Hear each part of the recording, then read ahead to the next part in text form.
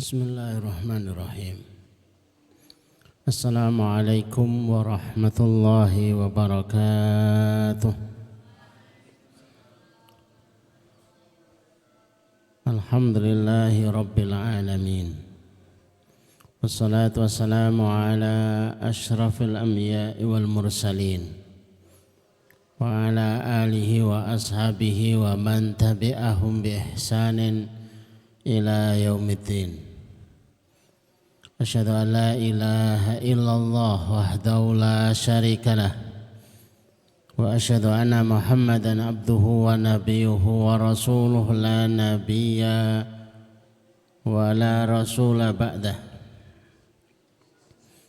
Allahumma asrah sudurana wa tazawwas an sayyiatina wa hab lana fahmal anbiya'i wal mursalin wahab lana fahmas salafus salih.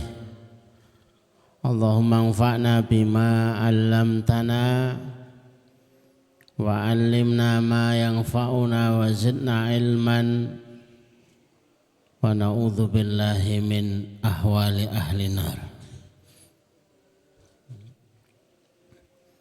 Allahumma la sahla illa ma ja'altahu sahla wa anta taz'alul hazna idza syi'ta sahla. Rabbi shrah li sadri wa yassir li amri wa hlul 'uqdatam min lisani yafqahu qawli. Rabbi zidni ilma. Subhanaka la ilma lana illa ma 'allamtana innaka antal alimul hakim. Rabbana atina min ladunka rahmah wa hayyi' lana min amrina rasada wa ba'd. Ya ayyuhal ikhwah muslimin dan muslimah yang semoga dirahmati Allah dan dicintai oleh Allah Subhanahu wa taala. Alhamdulillah, dengan izin dari Allah Subhanahu wa taala dimampukan kita mengisi Ramadan kita, memenuhi pundi-pundi amal-amal soleh kita dengan kebaikan. Mudah-mudahan sepenuh amal kita dalam penerimaan dan derajat takwa itu bisa kita tingkatkan. Salawat dan salam mudah-mudahan tersampaikan kepada Rasulullah Muhammad sallallahu alaihi wasallam, keluarganya, para tabi'in, tabi'ut tabi'in, dan orang-orang yang sabar, orang-orang yang tegar untuk mengikuti keteladanannya hingga hari kemudian. Adalah Imam Ahmad rahimahullahu ta'ala pernah punya cerita, tidak tahu bagaimana rasanya tiba-tiba ingin melakukan perjalanan ke Baghdad. Padahal ia tahu persis ia tidak punya sanak, tidak punya saudara. Inginnya sesampai di Baghdad singgah saja di masjid, begitu, tempat yang umumnya orang itu bisa singgah. Tapi ternyata di masjid itu pun ia diusir. Maka ia di teras masjid, masih di teras masjid, diusir pula. Bingung. Nah, kalau di masjid sudah tidak boleh, kemana lagi akan singgah malam itu? Ada rumah sampai masjid yang masih menyala, pemiliknya mempersilahkan, kalau tuan ingin singgah, kami persilahkan. Maka singgahlah Imam Ahmad di rumah itu. Diberikan yang seharusnya diberikan, tapi sambil menikmati hidangan, Imam Ahmad ini merasa kagum. Pemilik rumah ini ternyata sedang membuat roti,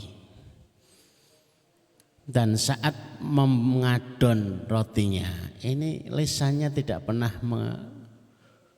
berhenti dari istighfarnya. Aneh. Maka ditanya oleh Imam Ahmad, sejak kapan perbuatan ini Anda lakukan? sudah 30 tahun yang lalu. Dijaga istighfarnya, diistiqomai istighfarnya, dan itu memakan waktu 30 tahun. Apa yang sudah kamu dapatkan dari Allah atas amalan ini? Fuqarata ini menjawab, tidak ada yang aku inginkan kecuali Allah kabulkan semuanya. Tidak ada yang aku inginkan kecuali Allah kabulkan semuanya. Kecuali satu. Aku ingin ketemu Imam Ahmad. Sampai hari ini belum dipertemukan oleh Allah. Rupa-rupanya orang ini enggak sadar dengan bicara, dengan siapa bicara. Ternyata yang jadi tamunya itu Imam Ahmad. Dan Imam Ahmad pun sadar terpaksa harus sampai di Baghdad ini karena undangan istighfarnya. Karena tarikan istighfarnya. Kisah ini menjadi viral dan sangat dikenal. Sekiranya kita enggak kenal karena kita saja yang enggak mengenalnya. Padahal sudah sangat terkenal sekali. Dan itu ada kisah sebelumnya. Justru yang lebih terkenal daripada kisah dan semua kisah. Yaitu kisah Rasul pertama Nabiullah Nuh alaihissalam. Nabiullah Nuh alaihissalam itu seperti umatnya memiliki usia 950 tahun. Kebayang enggak bagaimana survive hidupnya? Kita tidak bicara apakah kaya atau tidak, tapi bagaimana sekedar survive saja. Tapi rahasia itu kemudian diungkap di dalam surat Nuh ayat yang ke-10. 11 dan 12. Ternyata rahasianya faqultu astaghfiru rabbakum innahu kana ghaffara. Nabiullah Nuh dan umatnya yang beriman itu terbiasa, terlatih dan tertempa dengan banyak beristighfar. Wahai umatku, banyak-banyaklah beristighfar. Kenapa? Kalau kamu banyak beristighfar, yursilis sama alaikum midrara, akan diturunkan hujan kepada kalian dalam keadaan terus menerus. Hujan yang membuat sehatnya tanam-tanaman, hujan yang tidak membuat kerusakan, hujan yang membuat teduh dan suburnya tanam-tanaman yang ada di sekitar. Lebih hebat dari itu keduanya, wa yumtitkum bi amwal wa banin. Allah akan bentangkan harta, Allah akan bentangkan keturunan. Yumtit itu bahasa Arab yang kalau dimaknai terjemahnya seperti orang gelar karpet. Tidak hanya dikasih, tapi yumtit terus diperpanjang. Maka tepat pilihan bahasa di dalam Al-Quran, wa yumtit, dibentang amwal, harta kalian. Kalau orang ahli istighfar hasilnya itu tidak kaya, itu bukan salahnya istighfar, tapi kesalahannya ada pada dosisnya. Barangkali istighfarnya terlalu sedikit atau kuota yang kurang. Ibnul Qayyim al-Jauzi itu memberikan penjelasan apa yang pernah dia lakukan dari gurunya Syekhul Islam. Gurunya Syekhul Islam itu memberikan nasihat kalau masalah itu biasa saja, maka sarapan istighfarnya 4.000. Kalau masalahnya itu luar biasa, sarapan istighfarnya itu 10.000. Karena memang kebiasaannya ba'da subuh itu tidak beranjak sampai suruk Tapi kalau 10.000 ya kira-kira sampai jam 8 sampai jam 9. Kita tidak akan pernah tahu seberapa hebatnya istighfar kecuali memang kita membuktikan. Wa yaj'alakum jannat wa yaj'alakum anhara. Tidak hanya dibentangkan harta dan keturunan, Allah menjadikan kebun-kebun, Allah menjadikan sungai-sungai. Sampai kemudian Allah bertanya kepada kita, malakum la tarjuna lillahi waqara. Kenapa sih kalian itu tidak tenang itu loh, berallah kan Allah itu kenapa so?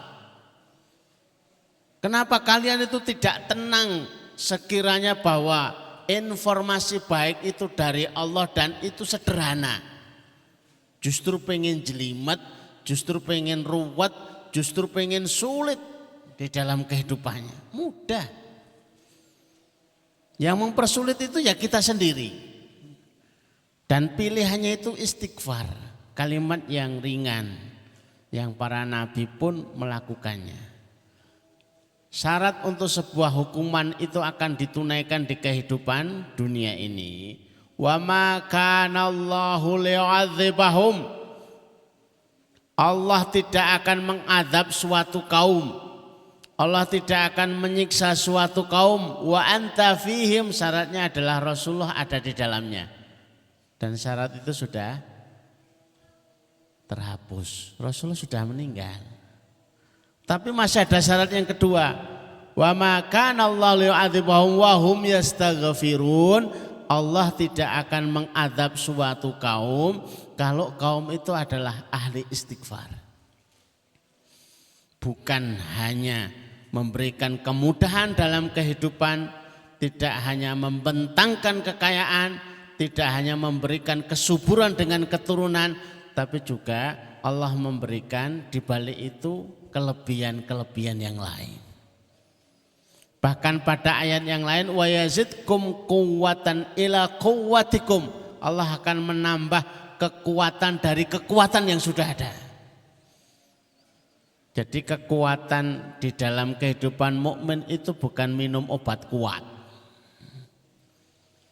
Tapi kekuatan pada kehidupan seorang mukmin adalah dengan memperbanyak istighfarnya.